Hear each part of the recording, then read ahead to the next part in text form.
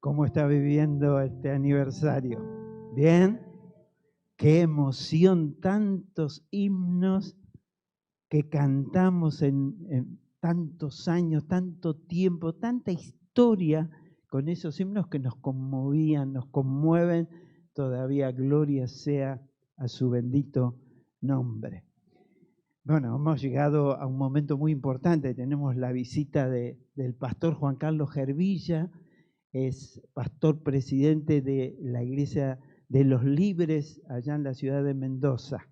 Él es una de las personas que ha formado parte de la historia de nuestra iglesia durante mucho tiempo.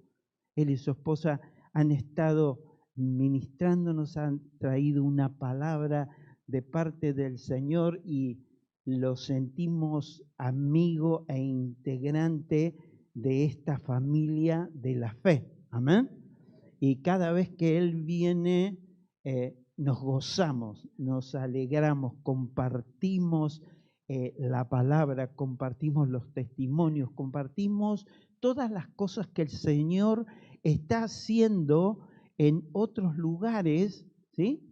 Y lo podemos ver y lo podemos disfrutar nosotros cuando Él viene y comparte todo lo que el Señor le ha dado. Él ha sido usado una manera muy grande de parte del Señor, no solamente aquí en Argentina, sino fuera de nuestro país. Ha sido un instrumento y es un instrumento en las manos del Señor, y es un privilegio y una alegría que Él esté en medio nuestro en esta tarde. Lo recibimos con un fuerte aplauso, dándole gracias al Señor.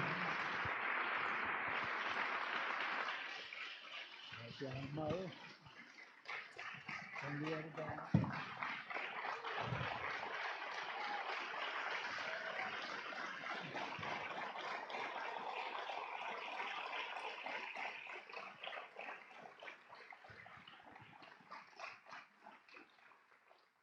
Difícil va a ser hablar.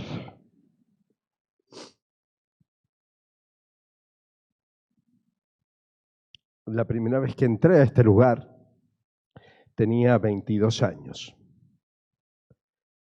y cantábamos estos himnos.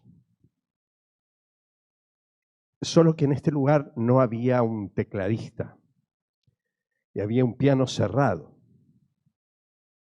Y entonces, cuando llegamos aquí, la primera vez que veníamos a ver a la tía Ali y a don Ricardo, que fue mi tío amado, lo adopté como un tío, como un hombre espiritual lleno del Señor. Va a ser difícil. Y él me invitó a tocar el piano. Estaba ahí un costadito, no sé cómo era esta historia acá, pero... y abríamos allí en las Santas Cenas. Las iglesias de los Hermanos Libres no tocaban música en la Cena del Señor. Pero él me dijo que yo podía tocar música porque podía tocar y cantar a la vez. La idea era no perderse la adoración. Y los músicos a veces nos evadíamos. Y estos himnos que hemos cantado traen un impacto y un recuerdo tan fuerte a la memoria de nuestros corazones. Eran nuestras canciones. Y bueno, me tendría que poner el sombrero yo para predicar hoy de la palabra de Dios. No usábamos sombrero en esa época ya, pero la verdad que no pueden hacer esto al predicador, ponerse a cantar todos estos himnos antes de predicar. Quedé fusilado. Así que, pero gracias, he compartido no solamente la historicidad de esta iglesia, sino el avivamiento de Dios en esta iglesia. He ido acompañando los pasos que han ido dando en el desarrollo, en el gobierno espiritual, en la manifestación de dones, la apertura de la participación de la mujer en la iglesia, cosas que para ustedes muchos de las generaciones jóvenes las dan como por descantados, pero esta iglesia se transformó como en un faro de algo nuevo que Dios estaba haciendo Y aunque por ahí fue bastante incomprendido en ciertos momentos, para los que veníamos detrás mirando el hacer de Dios, se transformó en un lugar donde venir a tomar agua nueva, fresca, y venir a decir, hay más. En Dios siempre hay más. Por eso les agradezco, aunque he venido aquí a servir, a cantar, hemos venido con mi esposa muchas veces a cantar y muchas veces a predicar. Créanme que para mí ha sido esta y es esta casa, mi casa. Y aunque no me gusta mucho la idea de cumplir 80 años, eso no me encanta, la idea es que siento esto a mis hermanos, a mi familia. Le dije a Daniel y a Silvia cuando entré, es mi lugar, es el lugar donde me siento abrazado, amado, acogido, edificado. Y bueno, gracias. Feliz cumpleaños, Iglesia del Señor.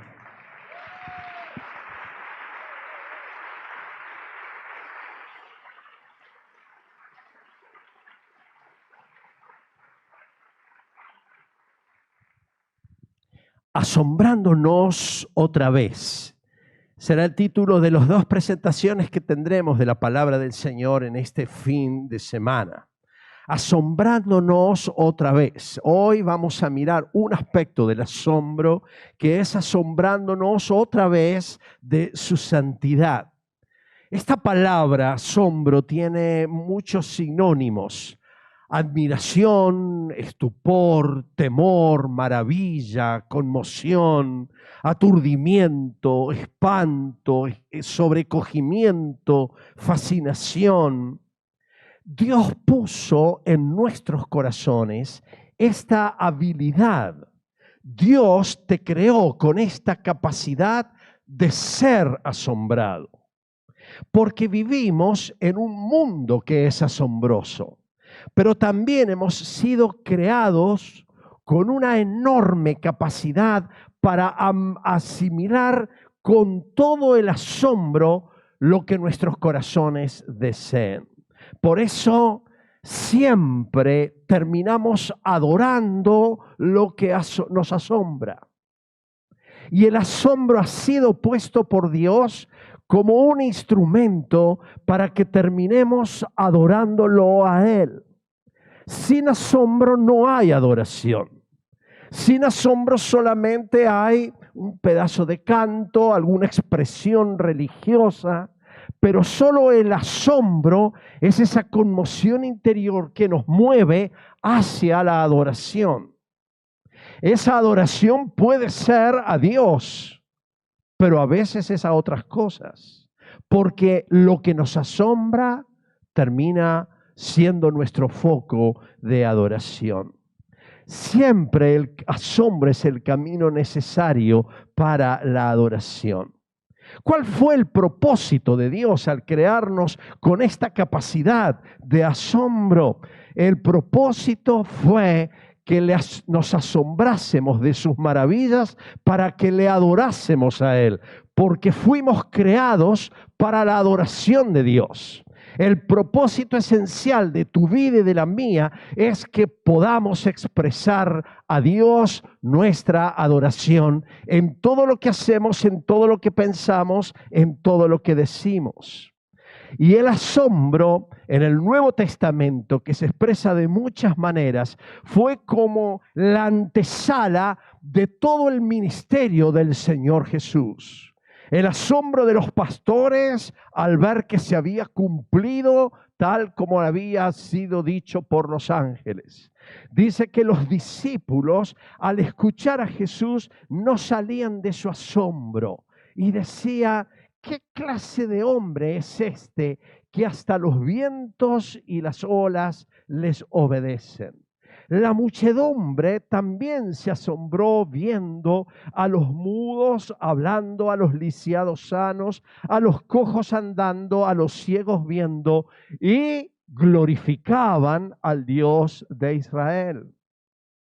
Dice Lucas 4:36 que sobrevino un gran asombro sobre todos y conversaban entre ellos diciendo: ¿qué palabra es esta que con autoridad y poder manda a los espíritus inmundos y ellos salen? Marcos 2:12, el hombre se levantó de un salto, el que fue sanado de su parálisis, tomó su camilla, salió caminando entre los espectadores que habían quedado atónitos, y todos estaban asombrados y alababan a Dios, exclamando: jamás hemos visto algo así. Y cada vez que miro esta iglesia en sus 80 años, miro con las formas en que Dios ha obrado a través del gobierno y la autoridad espiritual que ustedes nos han enseñado a ejercer a tantas iglesias en la influencia de su ministerio. Las olas están bajo el gobierno de Dios y fuimos asombrados por eso. Hemos visto la cantidad de milagros que Dios ha aprobado en esta casa, que ha llevado al asombro. Hemos visto la palabra de autoridad que se ha levantado desde este lugar y es para el asombro. Hemos visto la libertad que Dios ha traído, tantos espíritus inmundos que han salido por el ministerio de esta casa para el asombro y la gloria de Dios. Todos estamos asombrados y alabamos a Dios exclamando: jamás hemos visto algo así. Por eso hoy sentí en mi corazón de traer esta palabra para que esta iglesia que nos llamó al asombro no deje de renovar su profundo asombro por el hacer de Dios, para que podamos adorarle como Él es digno de toda adoración. El asombro es una joya muy rara. Por un lado, la iglesia ha sido en general influenciada con una cosmovisión bastante humanista y centrada en el hombre. Como alguien dijo del cristianismo contemporáneo, la iglesia ha humanizado a Dios y ha divinizado al hombre. Y esta es la gran tragedia de la iglesia en el siglo XXI. Además, la superposición de información relevante con información intrascendente atenta contra el asombro en nuestras vidas. En tan solo 2 minutos podemos mirar a través del TikTok una guerra que se inicia, un niño que se abandona, un meme de un gatito, un chiste de un pastor. Y eso tan solo en 2 minutos, acumulándonos, ha hecho que perdiésemos el asombro por las cosas importantes. La sobreinformación y la superposición de información relevante con información intrascendente está vacunándonos contra el asombro. Ni que hablar de la velocidad de los descubrimientos, el acceso a los mismos. Yo era bastante pibe cuando en blanco y negro vimos la primera vez que el hombre daba un paso a la luna. Uno de esos hombres que estaba en aquel lugar pudo recitar el Salmo 8, ¿qué es el hombre para que tengas de él memoria y el hijo del hombre para que le visites? Y estábamos mirando en nuestros televisores, yo era muy chico, en blanco y negro, el gran paso del hombre fue trascendente, conmovedor, la noticia total. Hoy no hubo una lunación específicamente, pero el hombre dio vuelta a la luna en un viaje similar para ver costados que la luna no había visto y dijeron, ¡ay, qué bárbaro!, ¿no? Ni que hablar de que el asombro está siendo perdido hoy de una manera tan veloz en esta generación más joven, que tiene acceso a la información constante y está haciendo que la vida casi parezca aburrida y sin momentos para el asombro. Volver al asombro es una condición urgente y necesaria para la iglesia. Y llevar a la comunidad a la que nos toca ministrar al asombro Es una misión que pareciera imposible, pero que es fundamental para este tiempo. El asombro por las cosas equivocadas siempre nos va a dejar insatisfechos. Podemos asombrarnos de la creación sin asombrarnos del Creador. Este es el camino que ha ejercido la comunidad, el hombre, hacia al materialismo. Y el materialismo que ha endiosado a las cosas creadas en lugar del Creador, ha logrado un sentido de vacío y de insatisfacción en el ser humano. Las cosas creadas fueron creadas, las cosas materiales fueron creadas por Dios, para nuestro sustento. Las cosas creadas o los materiales fueron creados por Dios para nuestro disfrute y para nuestro deleite. No sentamos culpas por el disfrute de aquella buena comida que hoy Dios me dio. No sintamos culpa por el disfrute de un hermoso paisaje, de una linda ropa que podamos ponernos, de un bello lugar donde vamos a conocer, o de algo que podemos adquirir o construir, o algo que estamos soñando hacer. No hay problema, eso no es materialismo. Eso es simplemente disfrute de lo que Dios ha creado. Pero sí se puede volver en materialismo cuando esto no nos lleva al reconocimiento de la provisión de este Dios que da. Cuando esto no nos lleva a la adoración profunda a aquel que ha creado todas las cosas. Eso no es materialismo cuando me lleva al reconocimiento del Dios que me lo da. Pero es una idolatría cuando este asombro me lleva a simplemente poner mi punto en mi televisor nuevo, en mi ropa nueva, en la casa que he construido, en el ejercicio de mi propia profesión. Ya el apóstol Pablo dijo: desde la creación del mundo todos han visto los cielos y la tierra, Romanos 1:20, y por medio de todo lo que Dios hizo, se puede ver a simple vista las cualidades invisibles de Dios, su eterno poder, su naturaleza divina. Ellos conocieron a Dios a través de estas cosas creadas, pero no quisieron adorarlo como Dios ni darle gracias. En cambio, comenzaron a inventar ideas necias sobre Dios. Como resultado, la mente quedó en oscuridad y confusión, y en lugar de adorar al Dios inmortal y glorioso, rindieron culto a ídolos que ellos mismos se hicieron. Cambiaron la verdad acerca de Dios por una mentira y rindieron culto, porque toda admiración nos lleva a la adoración. Rindieron culto, pero no al Dios que los creó, sino a las cosas que Dios creó. Y solo Él es digno de nuestra eterna alabanza. Amén. Pero hay un segundo riesgo que hoy tenemos, que es el asombro por nosotros mismos. Esta es otra de las cosas que está allí trabajando en contra de la adoración y del propósito por el que existimos como seres humanos y como iglesia. Podríamos tener una celebración de nuestros 80 años glorificando a Dios.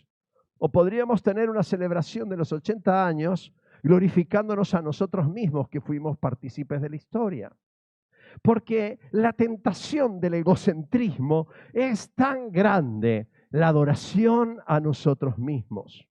Pero siempre el egocentrismo terminará llevándonos al aislamiento, a vínculos superficiales, a conflictos constantes porque no tenemos la capacidad de reconocer nuestros propios errores, o la tendencia que tenemos a imponer nuestras opiniones empiezan a generar fricciones y demás porque sentimos que nosotros somos los asombrosos.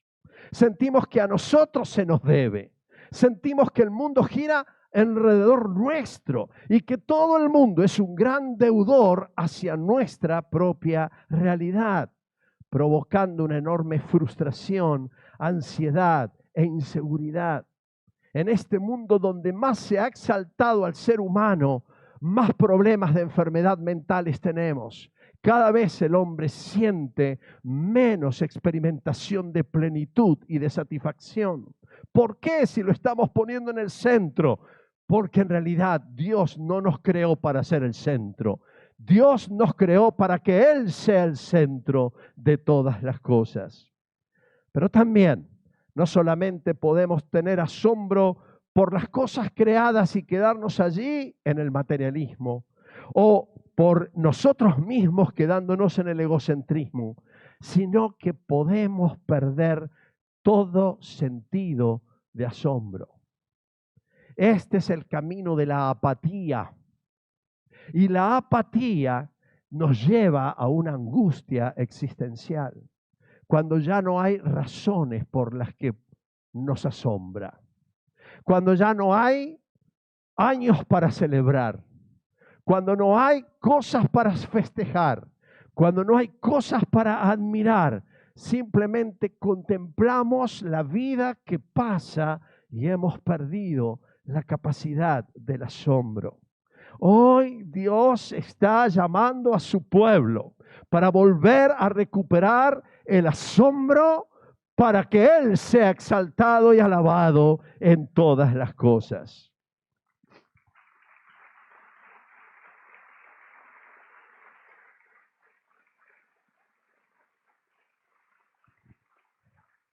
Una de las manifestaciones iniciales del hombre asombrado por Dios, aunque la mayoría de nosotros tenemos la tendencia a pensar que lo que más nos asombra es el amor de Dios, y vaya que nos asombra, y sobre eso hablaremos mañana. Pero hay algo antes. El apóstol Pablo, cuando va a presentar el Evangelio, no empieza hablando del amor de Dios.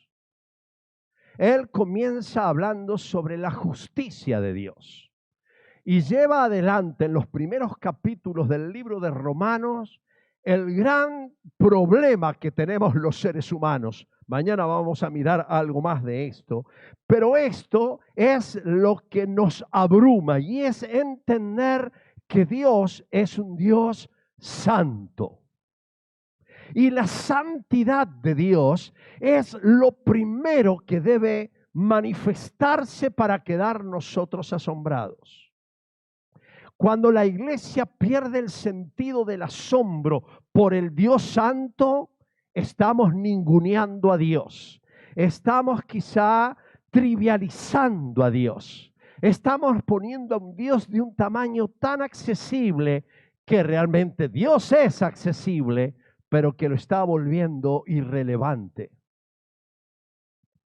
Y entonces empezamos a tener una especie de Dios domesticado, un Dios a mi servicio, un Dios que está disponible para servirme cuantas veces yo quiera, lo piense y lo necesite.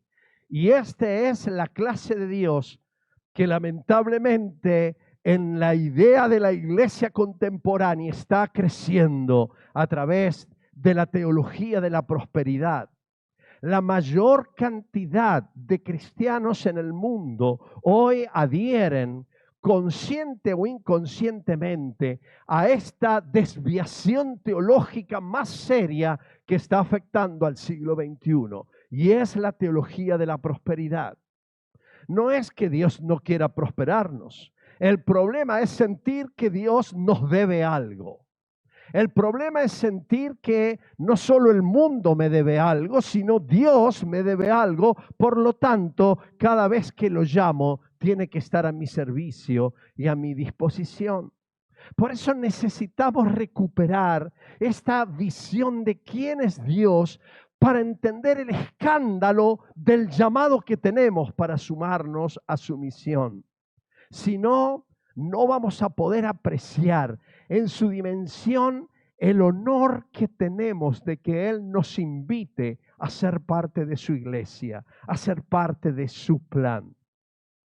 Maravilla y recogimiento representan las acciones apropiadas a la santidad de nuestro Dios.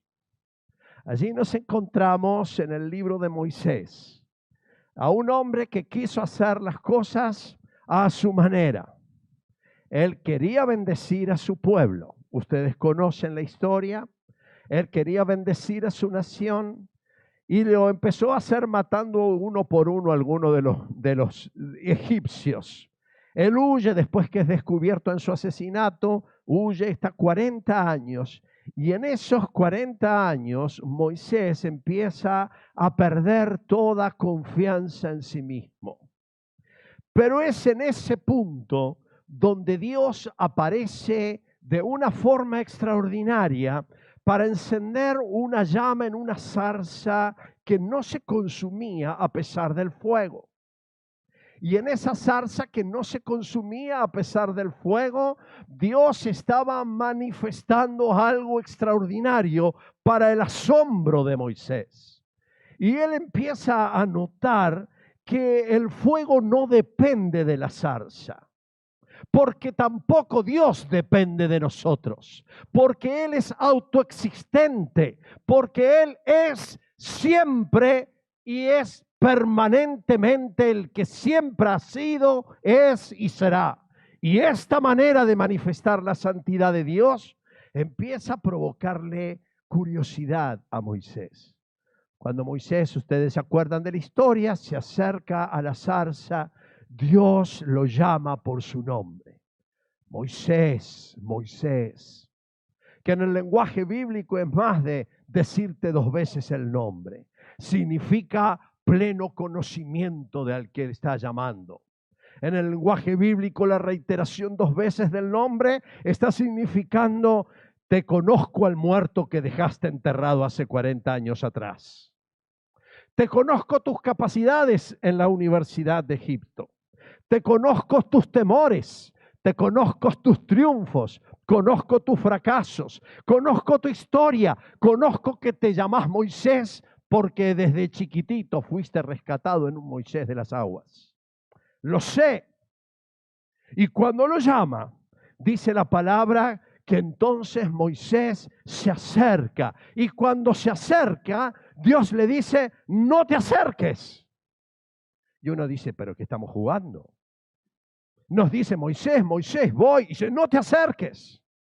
Y la razón para decirle no te acerques es porque la tierra que estás pisando es tierra santa.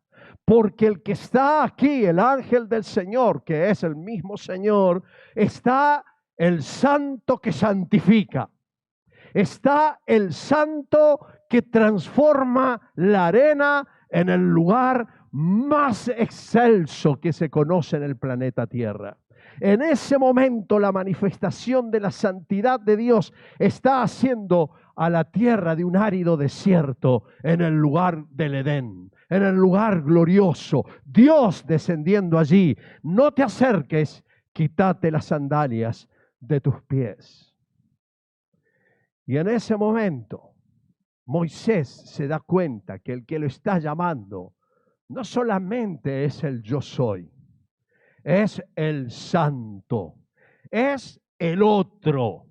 A veces creemos que teológicamente el santo es el viejito bueno, el que nunca se equivocó. Pero teológicamente la palabra santo significa el otro, el que no responde a mi naturaleza, el que no sé cómo hace para manifestar si yo estar vivo. Y entonces cuando Moisés se acerca, cuando Dios le dice, ojo porque tenés que estar con conciencia de mi santidad, lo invita a sumarse a su plan de liberación de su nación.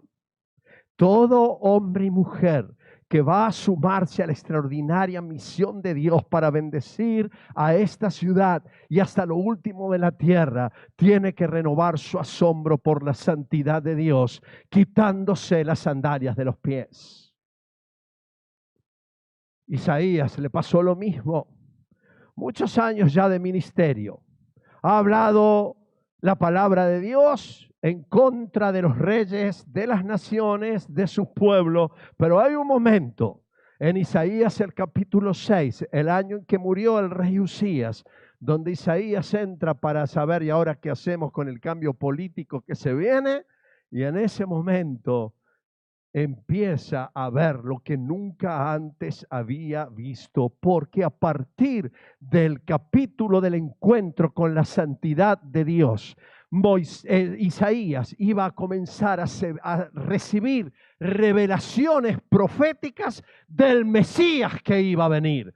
Un capítulo más adelante empieza a hablar sobre Emanuel, empieza a hablar sobre la Virgen concebirá al niño, empieza a hablar del retoño de Isaí y termina hablando en Isaías 53 de la cruz gloriosa del Señor Jesús y por último de la redención de todas las naciones a través de ese vástago que estaba naciendo en ese lugar.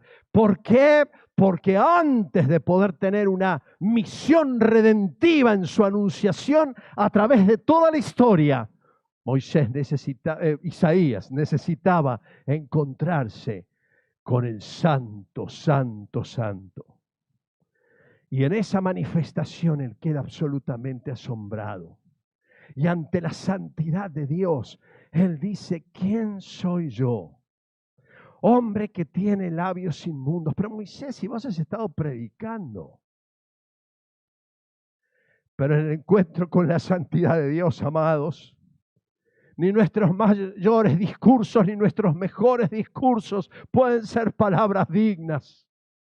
Él necesita volver a tocar con el fuego encendido del altar nuestros labios para purificar nuestros labios con tal de que podamos salir de esta cultura de un pueblo blasfemo en el que se nos ha pegado, y le pasó a Isaías también. Soy un hombre de labios impuros que habita en medio de una generación de labios impuros. Y ahí conoce la historia. Viene el momento sublime ante la santidad donde está el chamuscamiento de la boca de Isaías. Hay olor asado en este lugar. Se siente olor a carne quemada.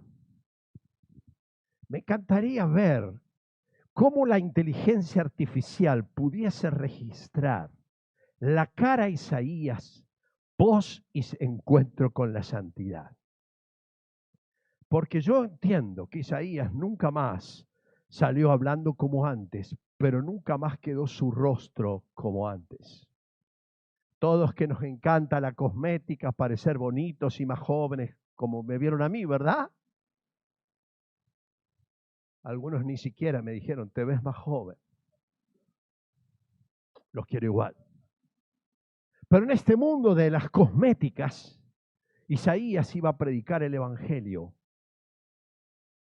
con toda la cara marcada por las heridas de un carbón encendido sobre sus labios. Pero me imagino a Isaías diciendo, no me importa, con esta boca toda chueca y marcada, ahora me he encontrado con la santidad de Dios y por su santidad soy comisionado a la misión de proclamar. Y entonces, ¿quién irá por nosotros? Y Isaías dice, ahora estoy en condiciones de seguir la marcha del cumplimiento de la misión para la gloria de Dios. ¿Se acuerda de Pedro? Lucas capítulo número 5. Nos encontramos el llamamiento de Pedro. Y quizás este sea uno de los pasajes a mí me fascina en esta pesca milagrosa, porque nos hace tanta referencia a nosotros. Dice que cuando se acabó de hablar Jesús, le dijo a Simón Pedro, lleva la barca hacia aguas más profundas, echen allí las redes para pescar. Maestro, hemos estado trabajando duro toda la noche y no hemos pescado nada, le contestó Simón. Pero en tu nombre echaré las redes.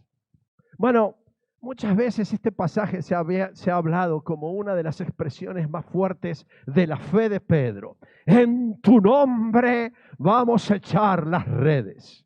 Y eso pareciera un acto de fe. En realidad es todo lo contrario. Lo que está pasando en este contexto, que nos lo va a explicar el mismo texto, es que en realidad Pedro siente que Jesús sabe mucho sobre discursos, sobre profecía, sobre carpintería, pero sobre pesca no entiende papa.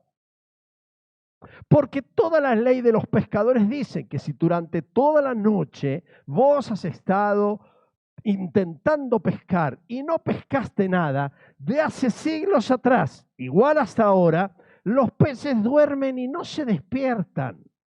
No van a ir a ninguna red. Pero Pedro, que ha prestado generosamente la barca para que Jesús la use, tiene barcos alrededor. Él tiene fama ya de pescador. Su abuelo, su padre fue pescador, su abuelo fue pescador. Habita en un pueblo donde todos saben que es experto en pesca. Pero ahora Jesús le está haciendo hacer una estupidez. Está haciendo que Pedro pesque en un momento donde él ya sabe que no se puede pescar. Y entonces, este acto de en tu nombre echaré la red no significa que fe, significa yo no me hago cargo. Significa yo voy a pescar, pero quiero, imagínense, Pedro está allá metido adentro del mar. Y Pedro desde la orilla le está diciendo, métanlo más adentro y empiecen a la pesca. Él está tratando de decirle a Jesús, no me metas en este vergonzoso acto de ponerme a pescar cuando los pescadores sabemos que no hay pesca. Por eso ante el resto de la congregación dice, en tu nombre, por tu responsabilidad, porque vos lo estás diciendo, no porque sea la lógica del tiempo de un buen pescador, voy a echar las redes al mar. Así que yo me imagino ahí al apóstol Pedro refunfuñando, este que se siente pescador ahora. Él es carpintero en el mejor de los casos, que me dé una buena idea sobre sobre la barca, ok, pero que me enseñe a mí sobre pesca. Yo soy el que sé. Yo soy el que conozco las estaciones y los ritmos de pesca. Yo, San Pedro.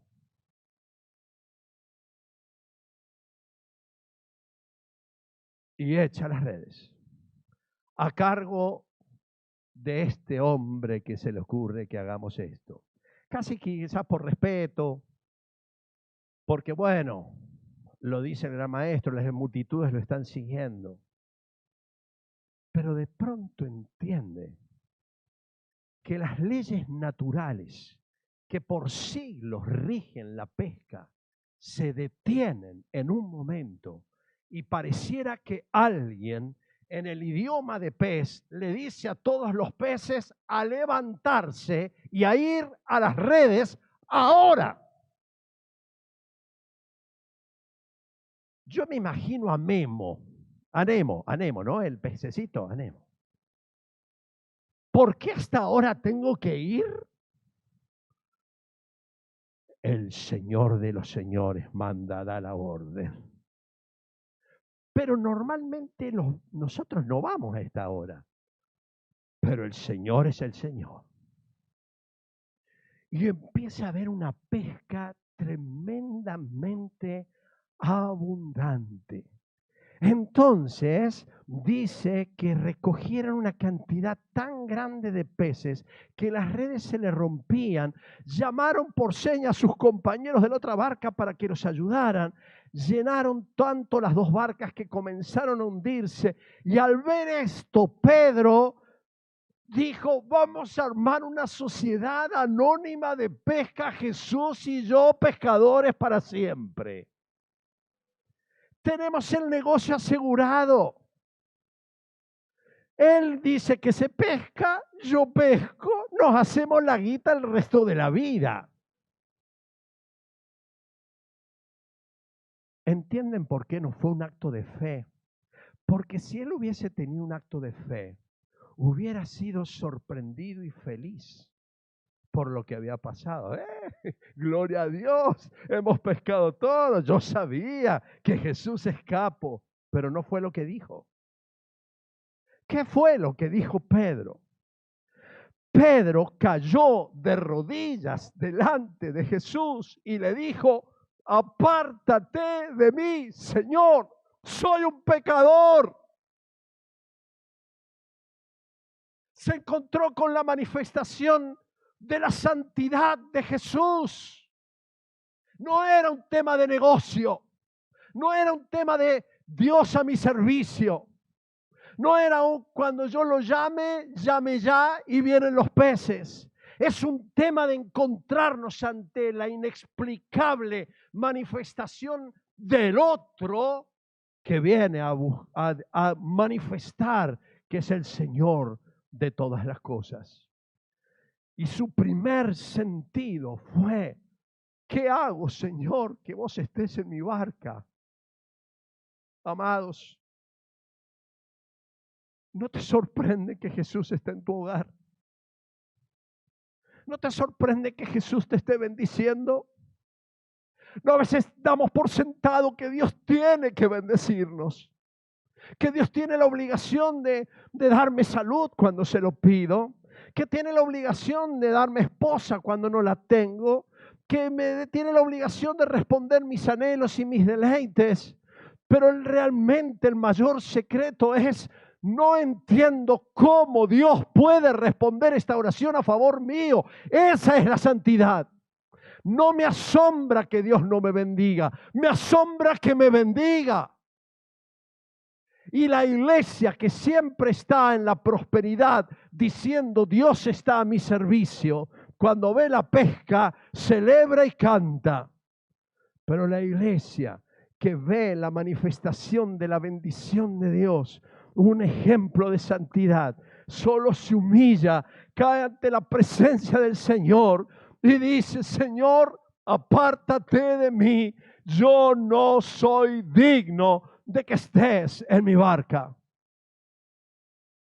Y en ese punto es que Jesús entonces le va a hacer el llamado: no temas, desde ahora serás pescador de hombres, le dijo Jesús a Simón.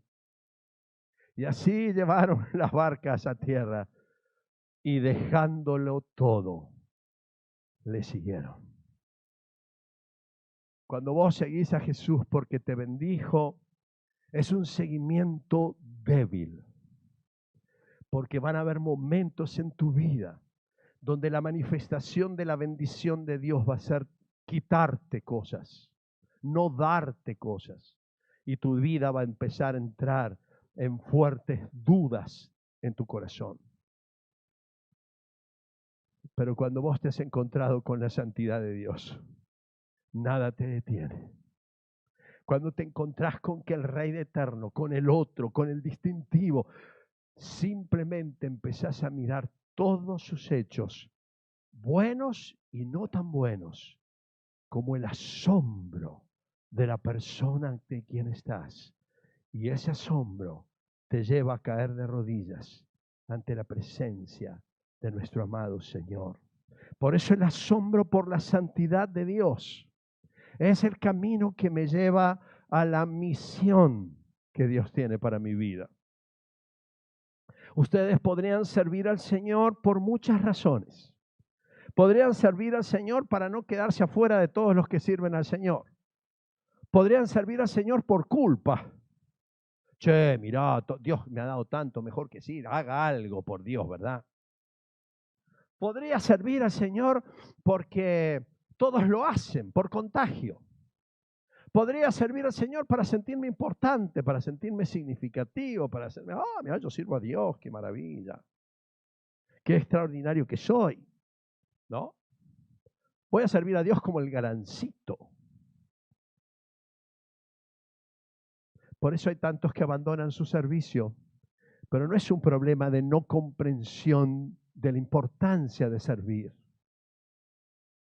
En realidad, hay que orar para que esas personas vuelvan otra vez a un asombro por la santidad de Dios.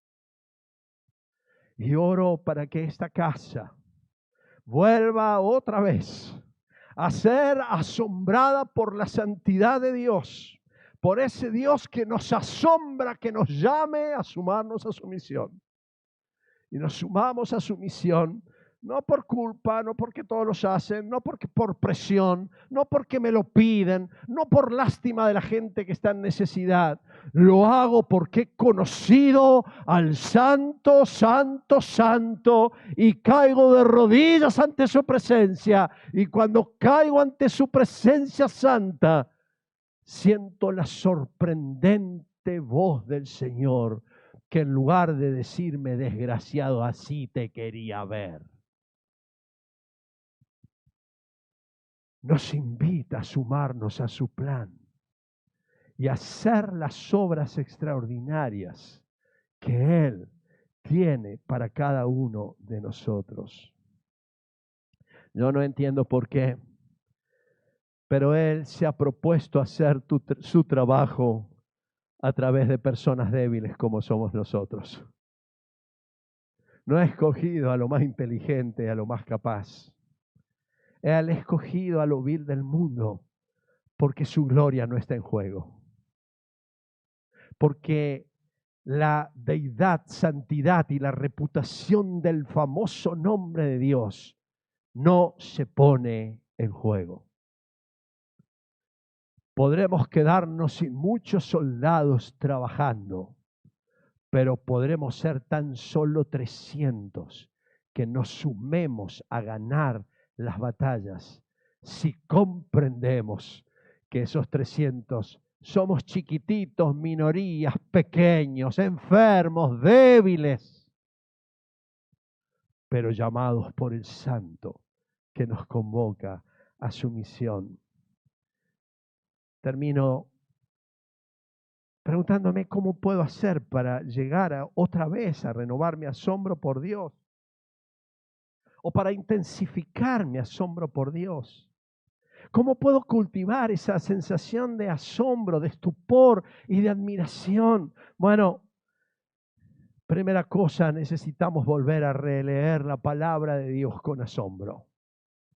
Y quiero invitarte a que no leas la palabra simplemente como la lectura devocional para ver qué Dios me dice, sino para poder mirar a ese Dios en la palabra y vuelvas después de que cierres la palabra con esta renovación interior de un asombro profundo por su persona. Porque la palabra es la que renueva nuestro entendimiento principalmente acerca de quién es Él. Es verdad que hay promesas, es verdad que hay decisiones, es verdad que hay desafíos, es verdad que hay conductas que debo mejorar, pero la idea de Dios al revelarnos su palabra es mostrarse a sí mismo. ¿Quién es Él? Puedo sacar lecciones de moral a través de la palabra. Pero cada vez que aún enseñamos a nuestros niños las diferentes lecciones, no son para que ellos aprendan lecciones de moral, son para que vean la clase de Dios que la iglesia del Señor tiene, por la que servimos a Dios, por la que sufrimos por Dios y por la que estamos dispuestos a dar la vida por la clase de ese glorioso Dios.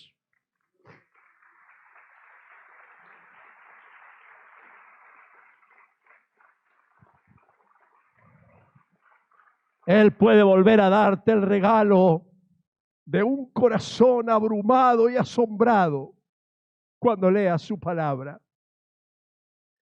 Él puede darte las imágenes impactantes de su deidad, de su poder, de su santidad, de su profundo amor. La Biblia empieza a darnos cientos de comparaciones para que miramos con quién vamos a comparar a Dios. Aún en medio de nuestros sufrimientos, lo que vino a ser Dios para consolar las tremendas pérdidas de Job no fue darles explicaciones de por qué sufría, fue manifestar la clase de Dios que Job tenía. Y no sé cómo lo hace, pero mientras nosotros acrecentamos nuestras certezas en la contemplación del Dios que nosotros tenemos, lo que pasará en nuestras vidas es que seremos sanados. Nuestras vidas empezarán a ser consoladas. Nuestras vidas comenzarán a ser comisionadas. Segundo consejo es que conectes todo lo creado con el Dios creador. Que mientras vayas mirando la lluvia, hoy hay humedad, empieces a decir, Señor, qué fabuloso este tema de la humedad. Qué método magnífico de riego natural. Tenemos unos misioneros que están trabajando en Mauritania, en el desierto del Sahara. Y Daniel me dice, cada vez, Mendoza es bastante desértica, pero cada vez que en Mendoza llueve la gente no va ni a las reuniones, ni a la escuela, nada. O sea, para nosotros es un misterio la lluvia. Y Daniel dice, y cada vez que escucho a los porteños, cada vez que viene por acá, y se quejan del agua, de la lluvia, de la humedad, yo digo, no saben de lo que se quejan. Para poder tomar un poco de agua, las cosas que tienen que hacer en el desierto de Sahara. ¿Y qué le parece si empezamos a mirar de todas las cosas creadas la admiración y la transformamos en una oportunidad para reconocer Dios está acá? Vamos a pescar. Señor, ¿cómo haces para sostener la temperatura de estos lagos y estas especies de peces en este lago? ¿Quién mide la salinidad del agua? ¿Acaso los pescadores se levantaron con frasquitos de sal de azúcar? ¿Cómo hago? Tenemos tantas cosas para volver otra vez a asombrarnos. Necesitamos volver a esos padres de la ciencia inicial, no a los padres arrogantes que tenemos ahora. Los padres inicial de la ciencia que ante cada descubrimiento caían de rodillas delante de Dios porque reconocían al Creador detrás de las cosas creadas. Y aún las cosas que hacemos los hombres, aún los edificios, las construcciones, los avances científicos, detrás de la construcción que hace cada hombre está Dios. ¿De dónde viene la creatividad para hacer una reunión vestidos del año 40? Bueno, hay un poco de locura en el asunto, pero independientemente de eso, Dios, en los cuadros, en los paisajes, en los edificios, en el urbanismo, Dios dando al ser humano la capacidad, la creatividad, el reflejo de quién es Él. Pero además, quiero alentarte a salirte, a entrar en el asombro, saliéndote o desconectándote de la frivolidad. Porque si hay algo que mata el asombro, es la frivolidad. Desconectate de lo trivial, de lo intrascendente. Menos memes y más adoración. Va. Y el que cabe, ya. Y la última cosa, siendo llenos del Espíritu que es santo, que ha dejado en nuestros corazones su poder y su impronta para volver otra vez a asombrarnos. Cada vez que hay una manifestación del Espíritu Santo, los hombres y las mujeres hacen ¡ah! Fue en Pentecostés. Fue el derramamiento del Espíritu Santo en una profunda comunidad que se amaba. Y la gente, al ver el amor de la iglesia, quedaban asombrados. E iba el Señor añadiendo a la iglesia a los que iban de ser salvos. Asombro, asombro por la acción del Espíritu de Dios. Dios nos ha revelado esto, dice el apóstol Pablo en 1 Corintios 2, por medio de su Espíritu, pues el Espíritu lo examina todo hasta las profundidades de Dios. En efecto, ¿quién conoce los pensamientos del ser humano sino su propio espíritu que está en él? Asimismo, nadie conoce los pensamientos de Dios sino el Espíritu de Dios. nosotros no hemos recibido el espíritu del mundo, sino el espíritu que procede de Dios, para que entendamos. Y en el original de esta palabra dice, para que reconozcamos asombrosamente.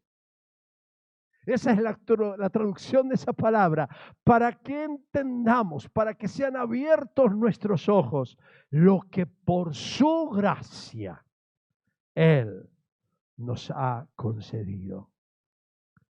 Oremos para que por medio de su Espíritu, nuestra mente y nuestros corazones, que son finitos, puedan llegar a captar de una mayor medida de la grandeza de su santidad. Oremos juntos en esta noche para que Dios pueda producir en nuestros corazones un nuevo asombro. Y entonces la gloria de la encarnación de Jesucristo, la gloria de su obra en la cruz del Calvario, la gloria de su resurrección, la gloria de Pentecostés, la gloria del Cristo entronado en los cielos, pueda volverse otra vez a brillar en nuestros ojos de una manera que el Salvador sea estimado profundamente en nuestros corazones y nada pueda opacar la gloria de aquel que vive por los siglos de los siglos. Inclina tu rostro y oramos al Señor.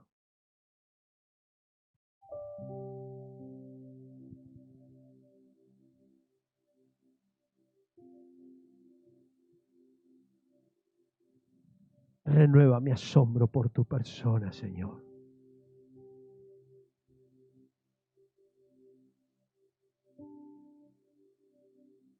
Condúceme por caminos de deleite hacia tu trono y tu santidad.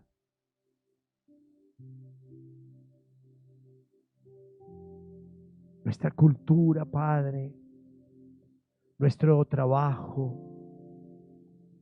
nuestras agendas sobrecargadas, nuestros logros, nuestros triunfos, o aún nuestros dolores, a veces han empezado a opacar el asombro por tu persona. Aún tantos milagros que hemos visto han empezado a que nuestro corazón se acostumbre a ver tu hacer. Pero en esta noche, en estos 80 años donde hemos visto tu manifestación de amor, tu historia escribiéndose a través de esta historia, venimos otra vez a rogarte que vuelva tu espíritu a provocar un ¡ah! ¡Qué grande es nuestro Dios! ¡Qué santo es nuestro Dios! Padre, yo clamo en el nombre de Jesús para que todos aquellos hermanos que están comenzando a caminar la vida cristiana arrastrando los pies, vuelvan a tener esta noche la oportunidad de caer asombrados ante tu gloria y tu presencia. Aquellos que tantas canciones han cantado a lo largo de estos 80 años y han perdido las notas de su corazón, han perdido la pasión por celebrar tu victoria, sea por tu Espíritu Santo encendido otra vez la llama de tu amor. Hoy, Señor, volvemos otra vez a decirte, no sabemos cómo nos diste 80 años, todavía estamos asombrados de prevalecer. Si no fuera por tu gracia, si no fuera por tu amor. Oh santo, santo, santo. Vos, Señor, que habitás en el excelso de los cielos, que estás sentado en tu trono rodeado de querubines, de ángeles, de la iglesia que ha sido ya glorificada y triunfante, que habita en las alturas, en lo excelso, en la luz eterna, pero que también habitas con el corazón quebrantado y humilde de espíritu. Venimos a pedirte y a quebrantar nuestro corazón delante de tu presencia una vez más. Una vez más. De tal manera que la gloria de ese fuego que no se consume, de ese excelso trono con los querubines, el templo temblando, la gloria del humo que llenó ese templo en Isaías, de esa pesca milagrosa inexplicable, pueda descender sobre nuestros corazones y darnos una nueva oportunidad para seguir cumpliendo la gloriosa misión que nos has dado aquí en la tierra. Gloria, alabanza, honor y poder por los siglos de los siglos. Tu iglesia dice, amén, amén. Alto y sublime, que habita la eternidad, y su nombre es el Santo de Israel.